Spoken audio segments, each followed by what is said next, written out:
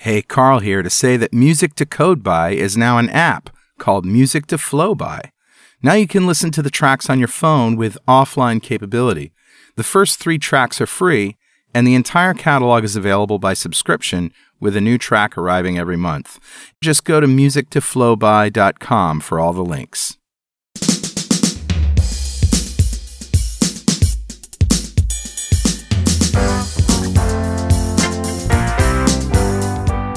Welcome back to .NET Rocks. This is Carl Franklin. And this is Richard Campbell. And we are at NDC, London, in Westminster.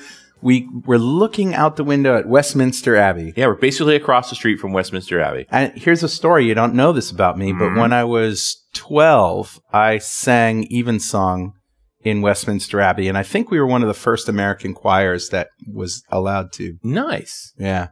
With the Westerly Chorus, which I was in since I was 8. So I was here a long time ago. Long time ago. 12 was a while ago. And I think it was last year or the year before, we were at NDC, and Kelly, my wife, and I went there for Evensong, and it was really cool. And I actually got to talk to them and say, and you know. I've done this. I've been there. That was fun. Don't walk on Isaac Newton. Yeah, it's just crazy, the people that are buried there. It's just an incredible time. The Queen was coronated there. Like, that's where she goes to church. Yeah, it's, well, you know. Yeah. What are you going to do? And they have a special seat for her. I bet they do. And it's red. All right, let's roll the crazy music for Better Know Framework. All right. What do you got for me, buddy? Well, this is, I think Joel Hewlin posted this in Slack. This is an animated GIF. Nice. That found on Reddit. And here's what happened. All right, I got to start at the beginning. So you know about the fake missile warning of Hawaii. That wasn't a fake. It was just incorrect. Incorrect. Yeah. Yes, the false alarm is what I want to say. False alarm. That's a good answer. Yeah, the false alarm. And news slowly leaked out that there was a UI problem. Right. That it was a computer software user interface issue. And then there was also some rumor that it was like a drop-down combo box, and you can easily misselect the right thing. I like the version where it shows both of them, and when you go to click on it, an ad appears and shifts it down. That's a good one. But apparently it was a website, right? It was just a web page with a series of links with terrible descriptions, like very inconsistent descriptions. So somebody made this Battleship Gray Windows form with an XP background on this GIF. And it basically is a little dialog box that says emergency alert system, alert type in a combo, you know, in a, what radio do you call buttons. them? Yeah, radio buttons. And you have 4 options: weather alert test, missile warning, and missile warning test. Right. And the person using this is trying to select missile warning test, actually anything except missile warning. And it keeps reverting back to missile warning. And so you see the mouse go over to the send alert button, but every time it does, it jumps back to the missile warning radio button. And then finally it says missile warning sent. So I think this is hilarious. And I'm very sorry if you're a Hawaiian and had to endure 38 minutes of abject terror. That's the real sin, is what took so long. Oh my God, don't get me started. I have friends who have a son and his wife and baby in Hawaii. Wow. And he says it was the scariest 38 minutes of his life. Like, sure. It left scars. It was so horrifying. It's enough time to say goodbye to everybody and, you know, just go around it. Why did it take so long? Yeah, yeah. Well, anyway, so I posted this on Facebook. And I just said, speaks for itself, really. Yeah. You know, that's all I said. And all these people are like, whoa, is that it? I thought it was a combo box. That doesn't look like it. Hey, you think this is a joke? What's going on here? Yes. No. It's a joke. The truth is worse. The truth is even worse. Yeah. It's not been a good tech few weeks. No. Had a lot of interesting problems. I just, you know, Billy Hollis would have a field day with this. Well, and Mark Miller. The other line I heard was that no matter what link you clicked on, it popped up with an "Are you sure?" dialogue without any description of what you've clicked on. So what you've clicked is obscured by the "Are you sure?" and you don't even know because and you don't know which one back. it is, and you're so used to it only shows the same dialogue. You just hit yes and keep going. Oh. You know, it's just don't you really want the dialogue when you click on the actual missile launch? It's like you're about to scare the snot out of 2 million people. Are you really sure? Oh, my. Yeah. It was embarrassing. Yeah. Just, Something. So I wanted to just share that with you. And All it's right. all right, Jennifer. You can laugh if you want to. There's no holding back here. She's very restrained. She is very restrained. Who's talking to us, my friend? Grabbed a comment off of show 1138, which we recorded back in May of 2015 with Jeff Casimir when he was talking about shepherding novice developers. Right. And knowing we were going to have a conversation about teaching developers, or making developers as the case may be, there's a lot of great comments on this show. And admittedly, it was a couple of years ago, but this one's from Andreas, who says, great show, guys. I fully agree that mentoring is a huge benefit for younger developers. I am glad to work at a company where we do full peer reviews of all our code and everybody gets to review everybody else's code. This way, younger colleagues get valuable feedback from the start, but can also share their opinions and suggestions with anyone else in the team. This includes not only employees, but also students working part-time, so they have interns. Using that process, we can ensure that all code meets all standards, and we get a hands-on experience and feedback for professional developers even before they start their first real job. So far, the feedback has been great, and our code base is clean to last for many more years. Looking forward to the next episode on code quality and craftsmanship topics, and greetings from Germany. Ah, Nice, huh? nice. So, absolutely. And I'm not going to say that 3 years later, this is the first show we've done anywhere in this, because we've talked around different learning aspects and mentoring and so forth. But growing developers is an interesting exercise and something we need to do all of the time. So, Andreas, thank you so much for your comment. A .NET Rocks mug is on its way to you. And if you'd like a .NET Rocks mug, write a comment on the website at .NETRocks.com or via any of our social media, because we publish every show to Facebook and Google+. And if you comment there and we read it on the show, we'll send you a mug. And definitely follow us on Twitter. He's at Rich Campbell. I'm at Carl Franklin. Send us a tweet. If you're really sure. You're about to terrify thousands of people. Do you really want to do that? All right, let me introduce Jennifer. Jennifer Wadella has been writing code since before she realized it was a credible career path. Nice. Well done. She currently works as a software engineer at an admission software company and loves building JavaScript apps and speaking at technical conferences. Jennifer is an active member of the K-City, Kansas City tech community and the founder of Kansas City Women in Technology. Kikwit. Is that how you say it? Kikwit? Casey Witt. Casey Witt. Yours is more fun, I think. Kikwit. And that's an organization aimed at the growing number of women in technology careers in Kansas City. She's created a number of programs for KC Witt to help women and girls learn to code, including Coder Dojo KC, Coding and Cupcakes, and Coding and Cocktails. Nice. Don't mix those up. Like, there would be consequences. I actually like Coding and Cocktails. I think it's brilliant. I think I would go to that. She's a Silicon Prairie Champion Award nominee, Rising Trendsetter STEMI Award winner, and is apparently Missouri's coolest woman, according to Pure Wow.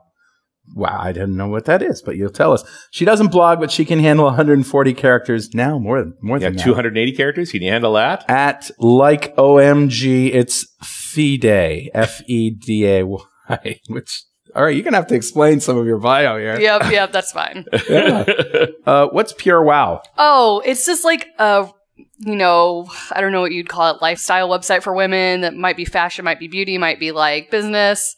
Okay. And I was getting random tweets and I was like, all right, it's like 8 o'clock in the morning. What the hell happened? and I had been listed, according to this magazine, as Missouri's coolest woman. And I'm like, wow. Do I know I'm a programmer? Yeah. Wow. So it was kind of ironic to be named the coolest woman. I'm like, okay, for the nerd, I'd take that. It was pretty amazing. So STEMI Award, Rising Trendsetter STEMI. Local organization trying to put the spotlight on women in STEM careers. In STEM careers, yeah. So, great. Wow, awesome. So you've been doing some good stuff, it sounds like. I think so. Yeah. So the idea is programming for girls, and I have girls. I have 4 of them now, but I started with 2, and I got 2 bonus girls. Nice. And one of them is really good in science, the youngest one, but she really doesn't have an interest in programming. But yeah, I have tried to, just sort of expose what I do here and there, but it's kind of hard, I guess, when your dad's Carl Franklin, I suppose. I don't know. I always are getting 2 daughters, and I've always worried that their experience about software development is mean dad's been away from home. That's what they sort of see, right? Yeah. They're all way more technical than their peers. Like, I realize everyone in my household actually has great computer skills. They just feel like they don't because they're hanging around with me most of the time and my friends who do it for a living.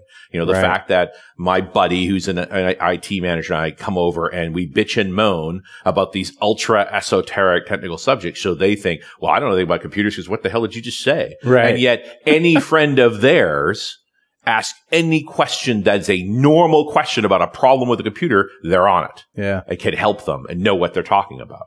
Like, I just think we live in a bubble that's so, as being in this industry, that we're just distorted from the rest of the world. Yeah, that's true. And also because your mom and dad, if whatever you think is cool by, your kids are never going to think that. So you find organizations that promote coding with like cool young adults and all of a sudden, oh, it's not mom and dad pushing it, it's these other people. Yeah. So that's very fair. Yeah, that can help out a lot. I mean, I loved hanging out with my dad when I was little, so I don't relate to that trajectory. And all my nerdiness is probably very much because of him. Daddy, can I stay up late with you and watch Star Trek? Daddy, can we watch Alien? And then my mom's like, no. More about staying up late, really, isn't it? Yeah. But my dad was a big role model, just, brought home a computer and I would spend a lot of time on that. Not that they were ever like, you should have computer skills, but it was like, this is entertaining. I can do stuff. So, fun. Especially, I mean, I'm presuming this was not that recently. It was a few years ago, where I also think that software development was a heck of a lot more approachable a few years back. It's tougher now. Well, when you look at people that I feel like fall in my generation of the way we grew up and kind of the way we got into engineering, like I'm self-taught. So I didn't go to college. I didn't go to school for coding. We got into it so much more organically. Like if you remember that very angsty site, Zanga or MySpace. Oh yeah. My goodness, right. Yeah. So me, 14 to 16-year-old angst, like creating some melodramatic background that related to this guy that I didn't like me or that didn't know I existed that I liked, and whining about that on my blog or whatever. But you could write code to customize it to make it look like that. Well, we've got, Facebook and Instagram today that are perfect and there's no way to start, playing with those. And so you don't have these really natural organic pathways to kind of code without realizing you're coding. Right. Kind of like did you guys hit the keynote this morning? Did not, but we were getting ready for these things. Yeah, but she started off kind of talking about how, doing these formulas in Excel spreadsheets is programming, but people don't know that they're doing that. Yeah. And so it's that same concept of getting into these really organic, unthreatening pathways where your perception isn't like, I'm writing code, it's Well, I see, at least on the boys' side, although I don't want to get gender specific here, like Minecraft seems to be a great gateway drug. Yeah, there's a certain level of Minecraft where you want to start doing customization. And I think it's biased towards boys. It is. But when I think about bias towards girls in that context, it's JewelBots, it's Sarah Chips. And this, this is the Bluetooth enabled gizmo that's all about interaction between devices. So it's got that element, and what's built in is good, but what you can code is better. Like the possibilities in that device. Although I think it's C++ you're coding. So it's, like, again, not a trivial thing to jump into. On the other hand, it has a strong social component.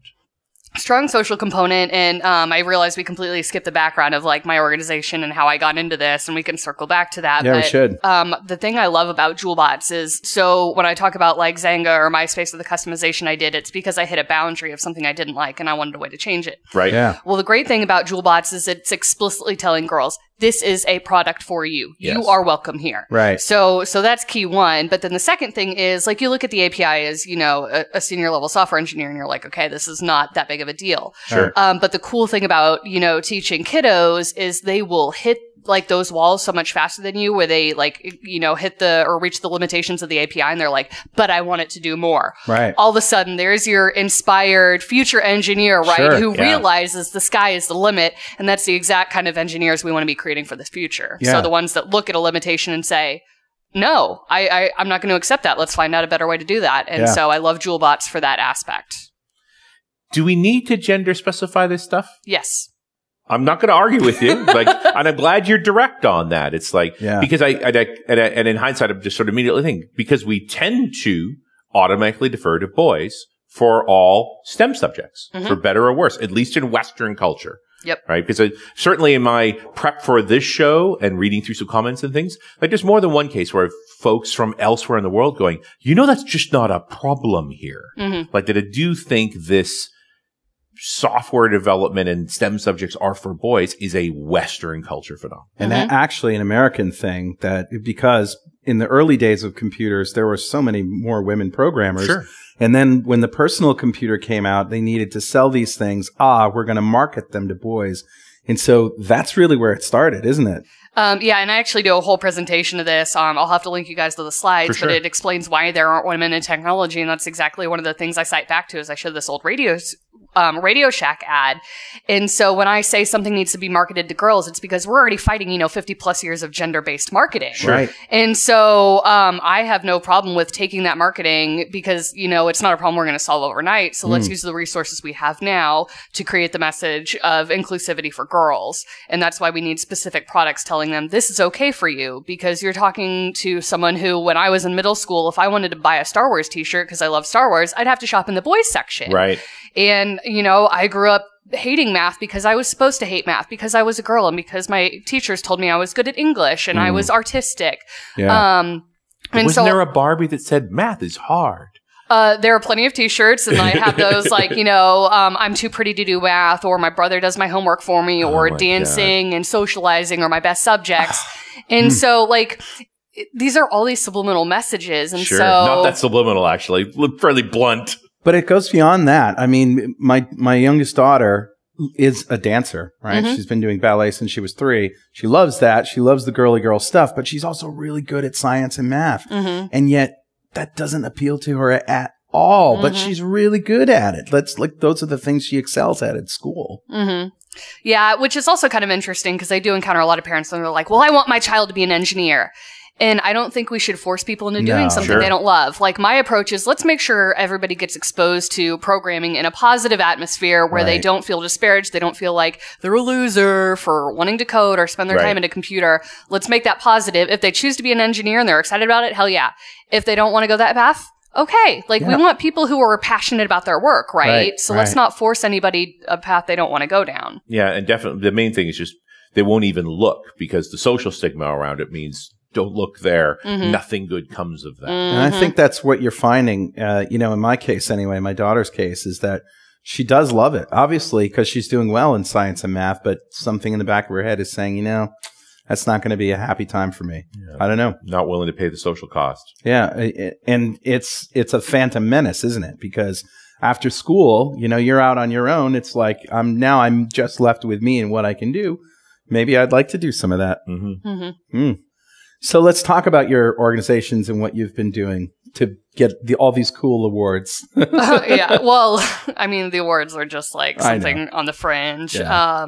The more work you do, the more heads down you are. And anyway, So 5 years ago, I had landed kind of my first tech job where I was working alongside other people who knew what I did. Before then, I'd always been at mom and pop shops doing all the website development, all the design, everything. And you're the only tech guy in the room, or tech girl in the room. Yeah, exactly. Sorry. And it's like, as far as they were concerned, I went to Hogwarts for witchcraft because it was the same level of... Yeah, it's just magic. Yeah. You leave her alone. Magic is taking place right now. Yeah, so I'm like jumping up in my cubicle like, take that, IE8, because I had like fixed some bizarre CSS bug. They're just looking at me like...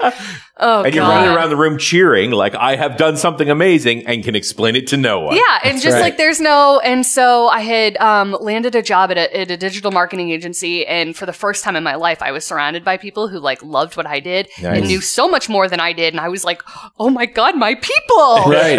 Because again, going back to being a woman, it was like, my friends would make fun of me for like playing Halo at LAN parties with my buddies. Like girls weren't supposed to do that, and they would crash LAN parties and just flirt with the guys, and we'd get pissed because we're like, we're playing Halo here. Yeah. We got stuff to do. Yeah. And so, not ever really having my people, it's not a fun way to grow up. Sure. And, once you land there, you're like, oh my God. And then you go to developer conferences and you're like, oh my God. And then you go to PubConf and you're like, I've arrived. So anyway, landed my first job there, and I was kind of like at this place where I was really, really grateful, had kind of gotten integrated in the Kansas City tech community, which is very inclusive, very welcoming, absolutely phenomenal. And really wanted a way to give back. And I was like, there weren't a whole lot of women. Like, I was typically the only woman at that company. When I started, there was another woman, Kayla, who was an engineer too. She was on maternity leave for the first 5 months and in a different building.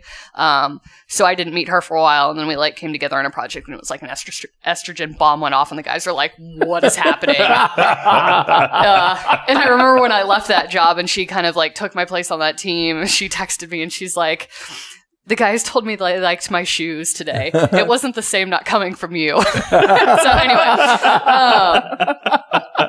They were trying. Yeah. It's funny. Yeah, it's great. And I've been really lucky to work with a lot of amazing men in my career. But there is that lacking of camaraderie and sisterhood when you feel very isolated, or when I'm job searching and I'll talk to a buddy of mine who's gone into a company and I'm like, okay, well, what's the healthcare like? And he's like, I don't know.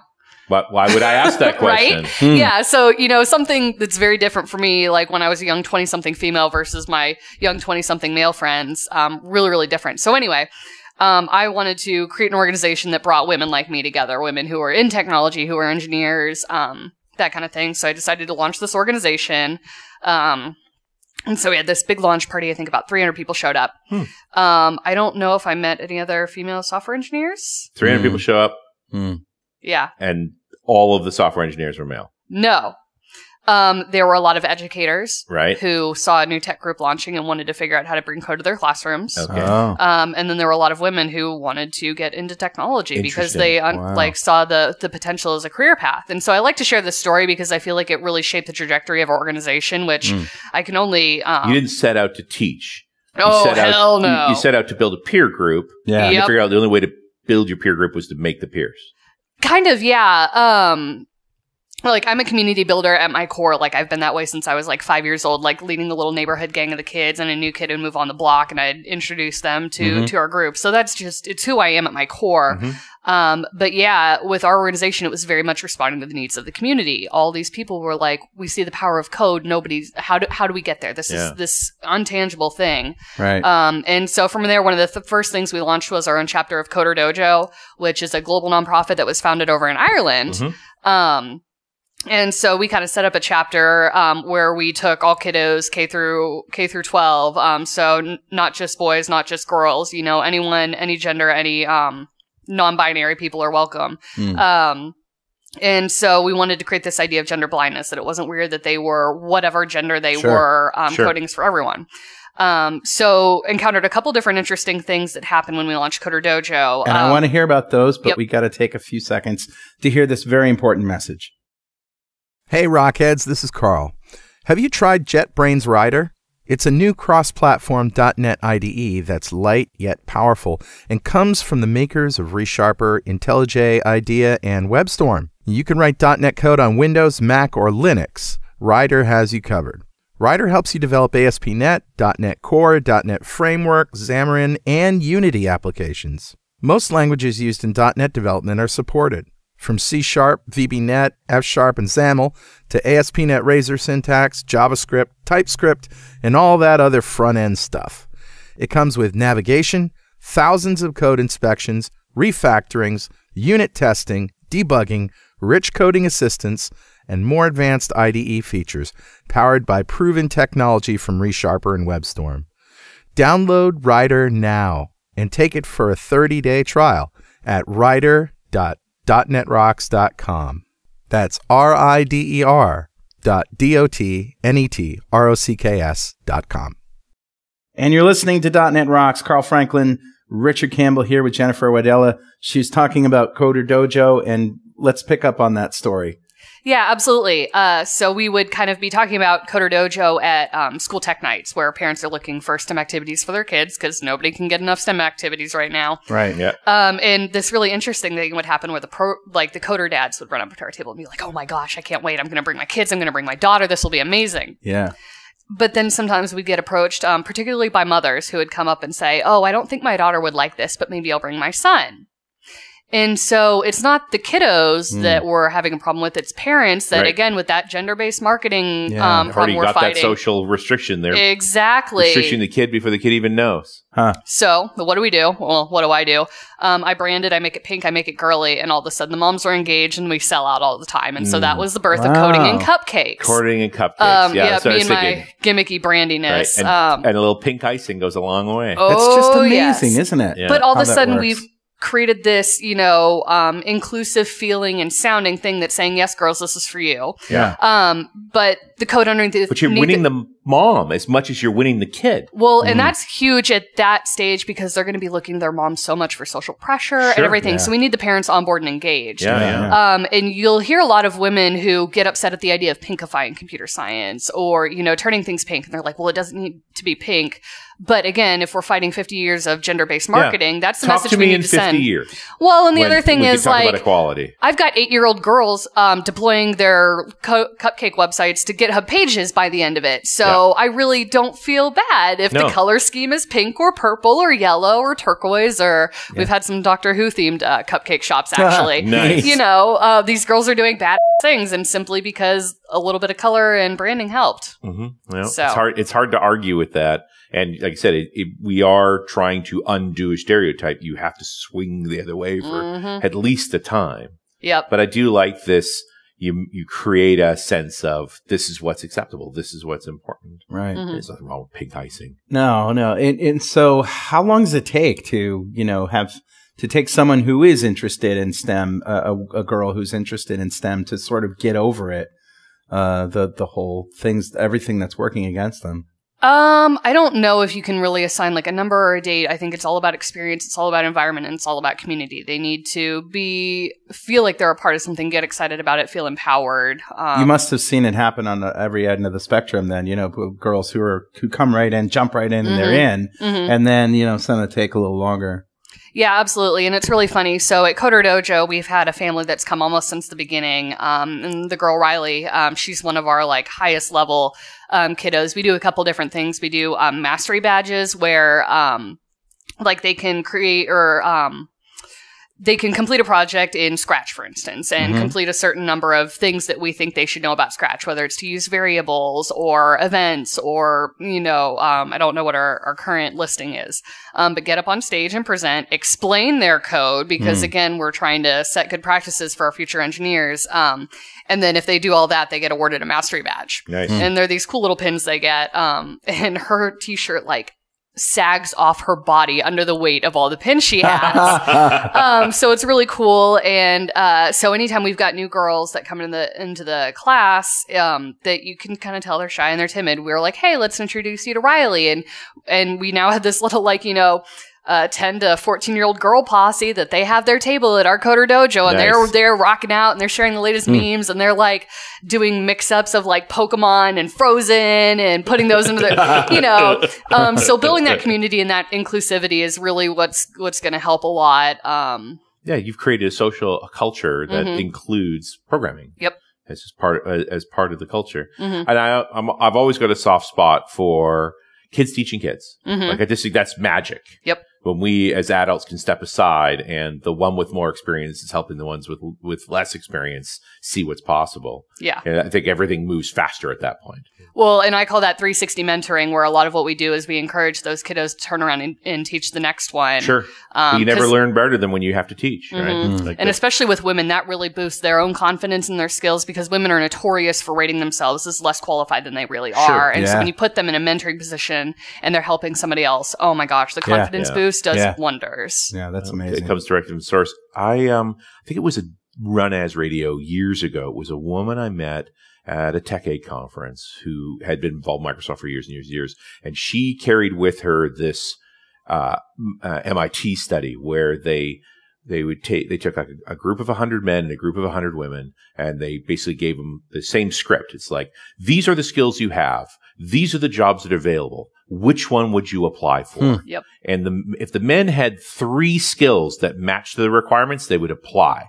The women would only apply if they had 7 of the skills. Wow. And so it's just sort of this axiomatic, they we talk about how often, and we've talked about this with our guests and with shows and so forth. It's like the women coming on stage tend to be overqualified. Yep. Like they have worked so hard and reached such a level. It's like you're actually overshooting the mark here for what most people expected. Yeah. At least from a male perspective. And that paper, especially just to grab me, it's like, this is a systemic difference.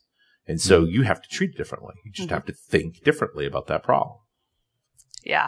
I always like to cite an article anytime I do, like in my JewelBots talk or anytime I talk about women in technology issues. So a while ago, some psychologists did a study on 10-year-old girls and 10-year-old boys, high IQs. And the study had really interesting results. The more challenging the material was, the more aggressive the boys were about attempting it and tackling it versus the girls. The higher the girl's IQ was, the quicker she was to drop attempting the more challenging curriculum. And so they're like, okay. She was smart enough to know to stop. No. Oh, interesting. No. Any guesses on why this might happen? All right. So let's think about, girls and boys when they're, in school up to the age of 10. How do you typically describe boys in a classroom setting? Chaotic. Yeah. Chaotic, a little more rambunctious. Yes. Girls mature a little faster at that age, Yeah. are more on task. Okay. So we're getting girls who are focused and, able to complete work and do a fairly good job. And we've seen women continually perform well, even start outperforming men in school. And you've got boys that are kind of going crazy all over the place. So the boys are getting told, hey, focus. Right. Hey, just keep working on this. Keep working and you'll get to figure this out. Right. Versus the girls have already figured it out. So they're being told, oh, you did such a good job. Oh, you're so smart. Oh, you're so, studious. Well, so girls are getting this idea that intelligence is an innate trait. And once they don't understand, like, that's their cap. They're done. Versus boys are told, okay, as long as I'm choosing to keep pursuing this, I can do more. I can do more. And I've cited this study, probably, I don't know, almost a dozen times at talks, and I've had women come up to me crying after. And it was the same thing for me. Like, after I read this study, it blew my mind, because high school, I was 4.0 student, over 4.0, National Honor Society, Spanish National Honor Society, marching band, all the extracurriculars. And then I got to college, and I was in econ and flunking, and just bawling to my mother on the phone every night about how I was too stupid to be in college, and I was wasting money, and like, I'm just too stupid and I need to come home. I had never been challenged before. Right. Yeah. And like, even into my programming career, when I would, encounter something challenging that I needed to learn or didn't understand right away, I'm just not smart enough. Like, I'm not as smart as those other programmers. Yeah. And then I read this study and it was like, poof. Yeah. Mind blown, complete game changer. But it's the same story for so many other women like me, super intelligent. But because the way we were kind of raised to think even about our own skills and being so innate, it's just you hit that roof and you're like, oh, nope, I'm not smart enough for this one. I've always been able to just do it. So I can't just do it, then I can't do it. Yeah. There's no press against that. Wow. I hit on this while the girls were still teens, but just this acknowledgement that's like, calling anyone talented is the meanest thing you can do. Yeah. Because it's not them then. It's like, you have been bestowed. Yes, right. And now you have an obligation as opposed to the truth. And you know who taught me? One of the people who gave me a great example? You.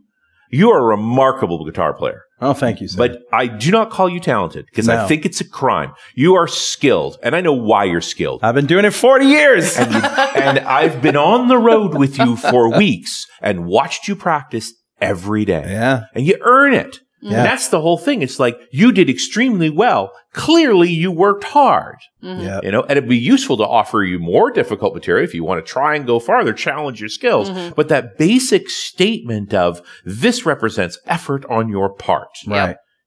As opposed to, oh, you're so smart. It almost says, when people say, oh, you're so talented, it's such a gift. It's almost like you lucked out. Yeah. You won the lottery. You won the lottery. This is not nothing you did. It just happened to you. I would be sitting playing a guitar and a stranger would come up to me and say, wow, how long have you been playing? And my answer is, about 5 minutes. It's my favorite joke because, wow, how long have you, this is the first experience they have of me, but they haven't seen 40 years of, oh my God, this is the hardest thing I've ever done in my life. I also wonder if it's a way to let yourself off the hook when you see someone with a skill like that. It's like, oh, I want to know how long you've done it so I can say, well, that's why I don't sound like that. Right. I haven't done it for 40 years. But the gift thing is the ultimate excuse, isn't it? It's ultimate, like, well, you got the gene and I didn't. Yeah. Now, I read a book called Talent is Overrated. Yeah, is it Malcolm Gladwell? No. This is a sounds like it would be, right? It would be. Yeah, he did another thing similar. He Outliers. Yeah, the Outliers, outliers. yep, So 10,000 hours. what I liked about The Talent is Overrated is it was a group of psychologists who at the beginning of the book, they clearly believe there is talent and they want to quantify it. Yeah. And by the end of the book, they've pretty much categorically proven doesn't exist. Yeah. That there's only work. Yeah. That it's inevitable. There are a bunch of reasons why we end up with that much effort, right, that are subtle and not always obvious. But in the end, it's only about the work. Well, Richard. Yeah, buddy. Guess what time it is now? It must be that happy time again. Yeah, it's time to launch a new coding school in Hawaii. Maybe I shouldn't say launch. I'm sorry. I didn't mean to Too soon. trigger any Much too soon. PTSD there. I'm sorry. I agree. That was too I said the soon. wrong thing again, didn't I? All right, that was funny right there. all right, thank you very Don't much. care who you are. It's That was actually, funny. it wasn't talent. No, it definitely wasn't definitely talent. worked for it. I did. It's a complete lack of decorum, I think. That's what it was. Or a lack of class, maybe. It's time to give away a D-Experience subscription from Dev Express to one lucky member of the .NET Rocks fan club. Become a UI superhero with Dev Express UI controls and libraries and deliver elegant .NET solutions that address customer needs today and leverage your existing knowledge to build next-generation touch-enabled solutions for tomorrow. Whether it's an Office-inspired application or a data-centric analytics dashboard, Dev Express Universal ships with everything you'll need to build your best without limits or compromise. And check out their Dev Extreme React Grid, built from the ground up to fully support all the cool features that come with React, like virtual DOM, state controllers like Redux, sports master detail, sorting, grouping, paging, and editing. And you can check it out for free on GitHub. And learn more and download your free 30-day trial of Dev Express Universal at devexpress.com/superhero. Well, all right, buddy. Who's our winner? Today's winner is Mark Kelly. Congratulations, Mark. Congratulations. And Mark has been chosen at random to win the D-Experience subscription, a big pile of awesome from our friends at Dev Express, just for being a member of the .NET Rocks fan club. And if you don't know what that is, go to .NETRocks.com, click on the big Get Free Stuff button, answer a few questions, and join the fan club. We have thousands of members all over the world, and every show we like to give away stuff from our sponsors. And every December we give away a $5,000 technology shopping spree to one lucky member of said fan club. But you got to sign up to win. And Jennifer, it's your turn. We like to ask our guests, if you had $5,000 to spend on technology today, what would you buy? New MacBook Pro. My poor Air is about to crap out on me. Oh, my goodness. I decided to tank in the middle of my presentation at Code Mash, which is like worse than the Naked Nightmare. God, I was mortified. Wow. Tanking machine at Code Bash. Yeah, You can take my clothes. Don't take my Mac. But Apple products aren't supposed to crash. That doesn't happen. They don't crash. That's just crazy talk. It's I crazy was like, talk. my report is taking a little bit longer to run than normal. Oh You didn't no, the think- spinning rainbow wheel of death. You didn't think, I must be too stupid to do this, to use this Mac. Nope, that was not user was error. not I was user like, this is error. not my fault, but I'm the speaker, so everything that goes wrong in the presentation is my fault. course. So definitely that. Other than that, El Nino was my fault. And by the way. but you'd stick with the laptop. You don't want the desktop version of the iMac. no. Because you could drop $5,000 on an iMac Pro without even looking. Like, boom, gone. No upgrades. iMac Pro? Isn't that a contradiction in terms? They have a Pro version? I'm going with the names they use. Huh. I don't know, but I take the rest of the money and update my PC at home and jump on that Bitcoin and Ethereum mining train. Oh, there you go. I got Really? super into CryptoKitties in December, Okay. and I was like, why is my transaction not going through? And then, of course, like, being a nerd, researched the shit out of how everything works, and then I was like, I just heard a report about people who bought Bitcoin when it was like 2 cents each, and then they lost their hard drives. Yep. yep. And now that it was like when it hit $11,000 or $12,000, they're like, oh my God, where's that hard You're drive? trying to find that drive. There was a guy who had calculated hundreds of millions of dollars in Bitcoin, and he threw his hard drive away, and he went to the dump to try to find That's it. probably worth and it. couldn't find it. That doesn't surprise me. I probably wouldn't be able to retrieve from it anyway. Yeah. In the early days of Bitcoin, right, the 2008, 2009 timeframe, when you ran the mining algorithm, you mined 50 coins at an iteration Wow. because there just wasn't that many in circulation. It was a way to sort of kickstart the thing. These days, you mine for days to maybe get a coin, right? Like the way the algorithm works, it's weighted heavier and heavier. But there are folks out there that ran, tested it out, ran it for a while, mined 10 or a dozen blocks at 50 coins each. Yeah. and at, $10,000, $15,000 a crack, you should find that hard drive. Well, and they estimate, and I can't remember the number, but it was in the billions of dollars in lost Bitcoin, just because people don't know where those hard drives are anymore. Oh, man. Yeah. Well, I mean, as we're recording this, of course, the show's going to come out later. Bitcoin's been tanking. So it has. Yeah, it's been Good taking time to buy. Yeah. Probably. Is it a good time to buy, or is the rodeo over? It's hard to know which. Blockchain certainly isn't going anywhere, Nope. and Bitcoin seems to be the leader in blockchain And currencies. CryptoKitties are forever. Somebody was asking if we're going to update the cryptocurrency geek out, and I went back through the notes, and there's nothing new to talk about. Yeah. It's really not that. Nothing's changed, really. I know. You know what has changed is there's a big demand for blockchain developers, and I bet you don't even know what those are. Yeah. Those are just people who know how to manipulate the blockchain. Have you guys seen that by code. flowchart? Does your project need blockchain? Okay. No. But there are people paying money for these guys. It's very Yeah. hip, if not particularly practical. An old boss of mine was interviewing just a ton of companies that had nothing relevant, but they all wanted blockchain experience. Right. And it's all right, Yeah. sweetie, we need to tone down this buzzword nonsense. Gotta dial that back. It's now, if you're putting blockchain in your job requirements, you're telling me don't work here. Oh yeah, absolutely. Yeah. Well, not yet anyway. Yeah, who knows? They really.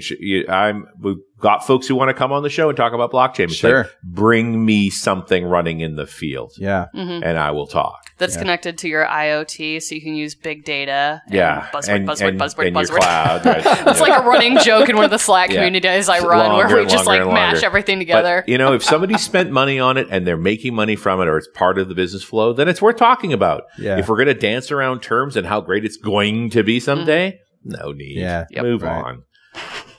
Anyway. What were we talking before we were so rudely interrupted by a bad joke? That joke wasn't that bad, man. If a little inappropriate. Didn't you guys want to hear about cocktails? Yes. We did Coding and Cupcakes. Let's do Coding and Wait a Cocktails. minute. You brought cocktails? Oh no, I did. I was not able to pack our bartender in my bag. That's a shame. But so the final iteration out of some of the programs we run is Coding and Cocktails, because we had so many women signing up for Coding and Cupcakes saying, I don't have a daughter, but can I come anyway? Love it. Yeah. So again, never set out to write curriculum kill me /risk. No.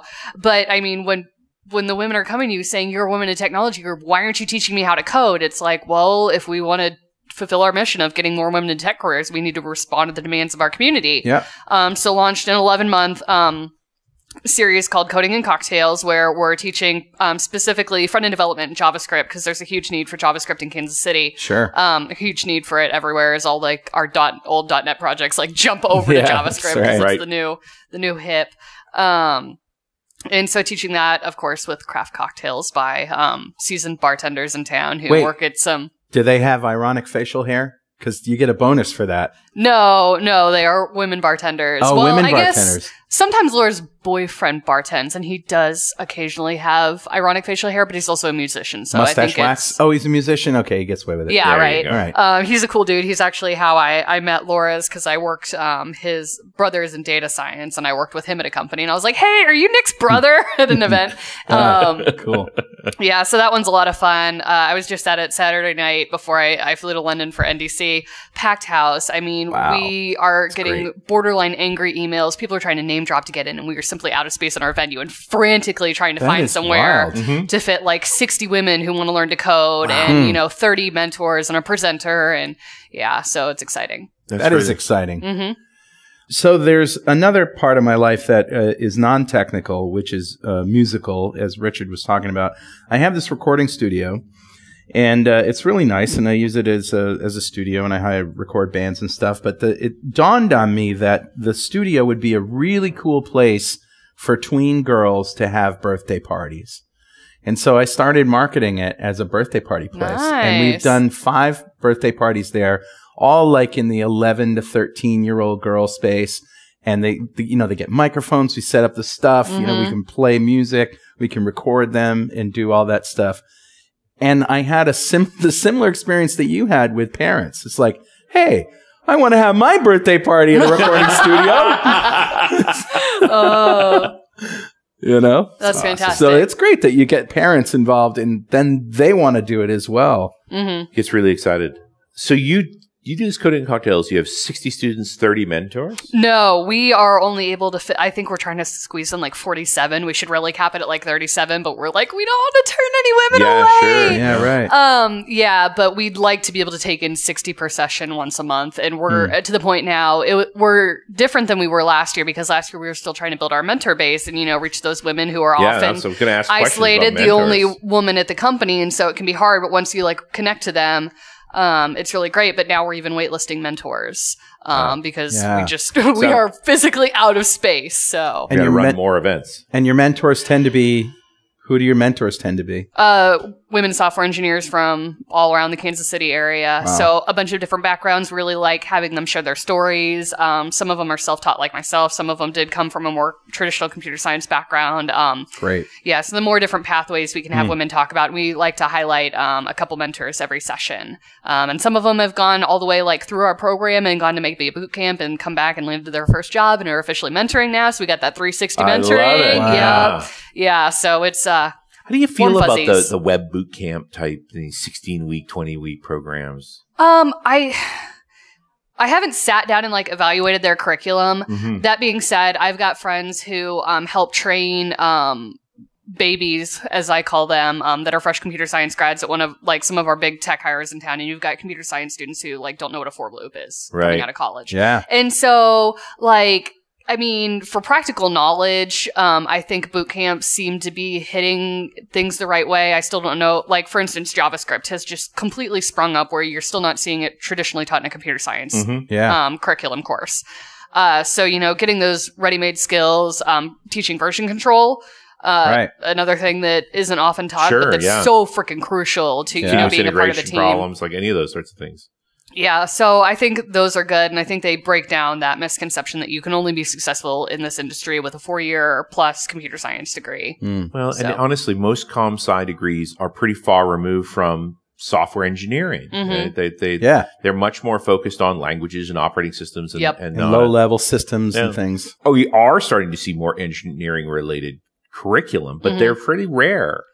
Yeah, and it's really interesting because a lot of women will come to us and they get really hung up on which programming language they need to learn. Right. And, me being self-taught, me being, and always living in the camp of get shit done, I'm like, the most important thing you can do is teach yourself how to learn and to continually learn, because technology is never going to like hit a brick wall and be like, nope, we're done. Yeah. Right. Like that's a foolish mindset. And so the more you can set yourself up to be continually learning and continually growing is what's going to set you up for success, whether this language or this language, unless you really want to have pissing contests on Reddit over what language is better. No, you're right. Learning how to learn, learning how to find, learning how to search Google or Bing, right? I mean, learning how to search. That doesn't seem like something that should be taught because we've been doing it since it existed, but there's an art to it. Well, and that's what we do at Coder Dojo. We tell new mentors, like, don't give the kiddos the answer. Teach them how to search on Google. Make sure safe filters are on, because sometimes they'll do, like, anime image searches, and you're like, oh, my God, what was that? There are some searches you just shouldn't go to. Yeah, into some of that hentai stuff, and you're like, oh, dear. Man. Yeah, but so we teach them how to Google, and then the really cool thing that I like about JoulBots is they have their own documentation. Right. And so it's easy to kind of start to teach that skill set of, instead of just telling the girls what to do, hey, let's go read the documentation. Let's figure out how to do this together to kind of set them up for that learning path of, oh,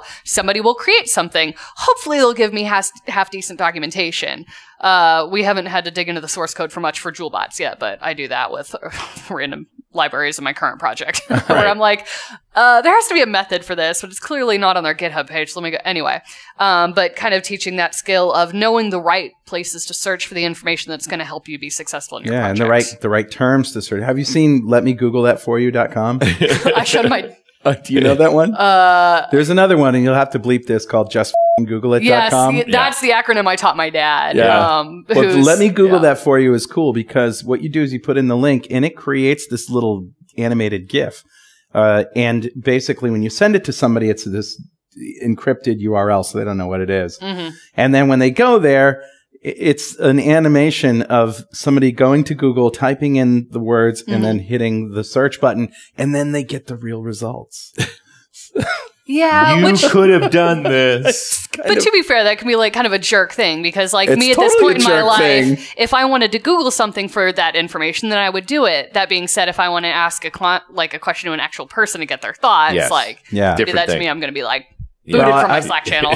Yeah, I've done that to some of my guy friends who have asked me questions that they could have easily Could have Googled. Googled it. And yeah, it's kind of a jerk So thing, how but long it gets the point across. is a coding and cupcake session? Is it an afternoon or a whole day? Or So we're kind of crazy. So we run all our programs every second Saturday of the month. okay, So Coder Dojo, we start off 9 a.m. to noon.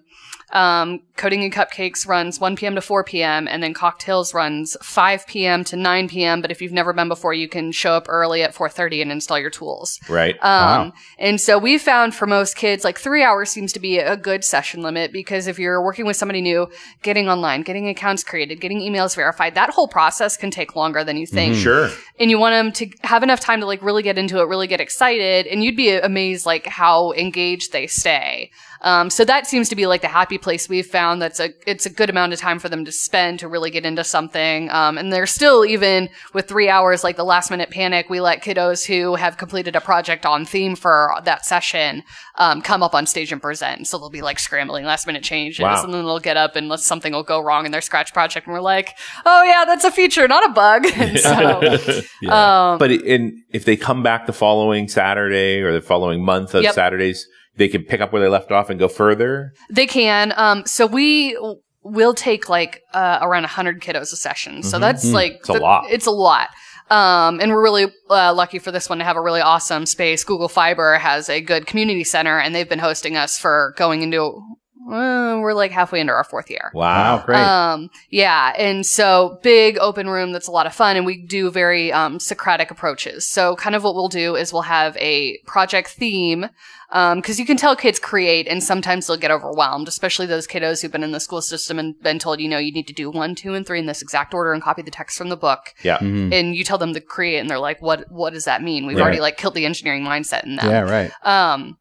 So we'll have some sort of like guiding. Maybe it's what did you do on your summer vacation, or like what's your favorite sports team, or some sort of prompt to work within. Or we've done like build your own zoo before, and then some sort of programmatic concept. So whether it's like random or using variables or lists or that kind of thing, that they'll have to have those parameters to work within. And then from there, they can do whatever they want. So they could create a project that fulfills those in Scratch. They can do a project that fulfills those in HTML and CSS and JavaScript.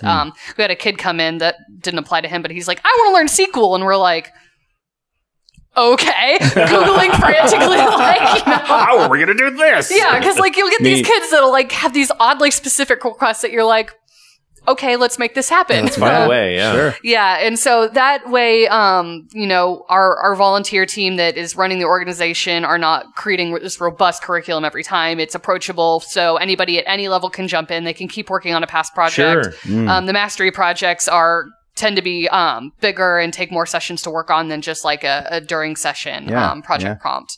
So that's But what I works also for like us. that idea that you could have a range of skill levels in the room too. Yeah. Folks that have been a few times and are further down the path Yep. possibly can help their neighbors. Like that crossover part gets really powerful. And you don't, if you miss the first session, you're not hooped. Yeah, exactly. And that's what was really important to us because, of course, we'd have kiddos that have come in that their parents are like, all their school teaches is PowerPoint. That's stupid. Yeah. So we've got those kiddos who need experience. But then when we've also had kiddos who are like, I don't know, 14, have already taken all their computer science classes in high school and gone, well, what now? My teacher doesn't know what to tell me. Yeah. And so it's cool that we can have engineers on site who can pull something out of thin air to Sure. help them start working on. That's So we very try cool. and accommodate all those different ranges. So 5 years, you say you've been doing this? Casey Witt, we February of 2013. Okay. Yeah. Yeah. Yeah, and then Coder Dojo launched that October. So have you seen any girls come through the program and actually progress and continue on? Oh, yeah. And it kind of at all different levels. So Coder Dojo, we've got returning girls and regulars and girls who've started off that are really shy that are now some of our lead junior mentors Nice. and always up on stage and presenting and stuff like that. So that's cool to see. Yeah. But even with our adult series, Coding and Cocktails, we've had women come get involved in our community, feel empowered to go and pursue more educational ones. So one woman came to, I think she got into our sold out January session of Coding and Cocktails last year, decided to sign up for KU Boot Camp. went and landed her first full-time job as a developer and is now come on board to be on our Coding and Cupcakes leadership team. So it's kind of cool to see that full. Neat. And we've got a ton of stories like that of women who've come to us and then been like, okay, I can do this. Wow. And utilized our community, our resources, and is so awesome. paired with education. Yep. Yeah, no, very powerful stuff to be able to be self-referential like that. You grow the folks that end up growing the folks. Mm-hmm. Where does this go from here? How big do you want to scale this up? Well, I tell people the ultimate goal of the organization is to no longer need to exist. Nice. Right? Which is not going to work. Yeah, exactly. It's a very enlightened viewpoint, actually. Yeah, and I've been approached to, bring it to other cities and scale and franchise. But, I mean, I don't feel like we're ready for that from an organizational standpoint. I've got about 20, we just made a new offer, 27 people on my leadership team who are running these operations. Right. We are a 501c3, but I run it like a lean startup in the way we do things. And I don't know if that model will work for everybody and for every community. And I think part of our success is because we're so grassroots, we're so organic that, we're not just lumping together this thing and saying this is going to work for everybody. Sure. And so I would hesitate to expand it. Like, I'm more than willing to coach and help people build their own thing, but build what your community needs, not what you've seen work in another community. Because there's no way we could launch this in, for instance, San Francisco and have the same sort of impact just because it's a vastly different landscape. Sure. No. But it wouldn't surprise me at all if you find folks in other cities that might want to come and observe what you guys are doing and take it away and build it their own way for their own community. I mean, you don't have to go as far as franchising, but at least have a sort of maybe even a licensing agreement so that you could do your own and here are the things that you need to do and things that you can't do and blah, blah, blah. Yeah, and the interesting thing is I really think part of our success has been a lot of the really intangible stuff. So, for instance, you look at Coding and Cocktails. When you walk into a .NET user group, like, describe that scene for me. Yeah, a lot of geeks sitting around in chairs and eating pizza and not really talking all that much. So you walk into Coding and Cocktails. We've got decor out on the tables that match our theme and our branding. The music is bumping. We've got a killer playlist. We've got cocktails being served. We've got mentors who are women saying, hey, let me help you get set up. Are you a Mac or PC? Right. And they get seated at the appropriate table. We introduce them to the people around them and start up conversations. And so all those that's fantastic. Kind of intangible things that really make a difference to women feeling like they do deserve to be in that room and do have a seat at the table. Yeah. And so it's not like we're teaching anything really novel in what happens in our presentations. That being said, Lindsay Pageant, who's also a speaker, does our presentations, and she does a fantastic job, but it's not like she's teaching some new bold content. Right. Sure. It's the fact that we have a presentation, we've got a technical materials director and a curriculum director who create a worksheet, and so our attendees can view the presentation, work on their worksheet with mentors around. So it's not just you sit, you hear something, you leave, and it falls out the back of your head. Sure. Right. We've got all these interactive components that are really saying, we want you to be successful. We want you to, kind of retain what you have here and have the resources to move forward and ask us questions in Slack. Yeah. So I also think you described setting people into a state to immediately learn too, that you're here, you're included, you're a part of something, here we go. So getting everybody in the right mind right off the bat. So what's in your inbox? What's next for you? Oh my God, I have no idea. I haven't even looked at my calendar. I'm like, so I got married last year and I kind of thank you, but I kind of lost my mind because I was like, oh my God, I lost a year of my life planning a stupid wedding. Who am I? And so I went apeshit, applied to all these conferences, promptly forgot about it, as I settled back into life and then got accepted and went, oh my God, crap, what am I going to do? Now you have to do them all. Yes, I know. So not that I'm complaining because oh my God, I'm in frickin' London. Yeah. Right. But yeah, no, once I get through my Jewelbots talk tomorrow, I don't know. I think so. You're thinking as far ahead as tomorrow. I know. That's how big I am. You probably have a flight home booked too. I do have a flight home. A little more planning than that. Yeah. Oh, PubConf. I'm excited for PubConf on Friday night. Yeah, but other than that, we've still got a couple leadership roles on my Casey Witt team that we're trying to fill to get that rolling smoothly. I'm actually in the process of writing a book about community organizing. If I get the title I want, it's going to be called Committees, a guide to non-traditional nonprofit leadership. You're going to beat that one. Oh, sorry. That's fine. It's a good title, actually. Going to be tough to get it printed. Yeah, I'll use an asterisk if I have to.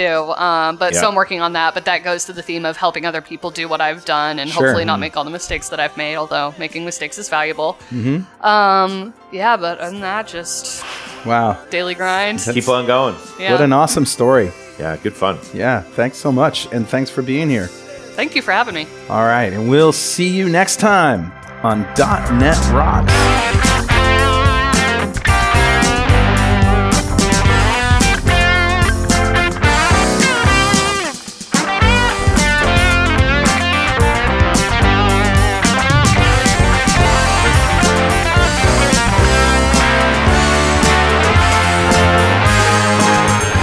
.NET Rocks is brought to you by Franklin's Net and produced by Pwop Studios, a full-service audio, video, and post-production facility located physically in New London, Connecticut, and of course in the cloud.